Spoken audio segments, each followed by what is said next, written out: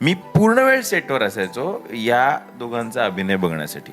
पूर्ण वेळ काय आहे ते, आणि ते इतकं सबकॉन्शियसली झिरपलंय आतमध्ये की टायमिंग वगैरे किंवा या दोघांची सिन्सिरिटी. वंदना मावशी ते पाठ करत बसत असायची की टेबलाखाली अजून तरी ते झालं की नाही, हाताने लिहून काढते. हो, म्हणजे काय? काय अर्थातच हे सगळं हाताने लिहिलेलं स्क्रिप्ट, हे नाही छापील स्क्रिप्ट नाही. हा. स्वतःच तिने लिहिलेलं. आताच्या डायनिंग टेबलवर आमचा एक सीन होता तेव्हा अगेन मला काही करायचं नव्हतं आणि मला इतकी मजा येत होती की ओके आता मला ही एनर्जी पूर्णपणे हे ऑब्झर्व करण्यात घालवायची की कोण काय पद्धतीने अभिनय करते.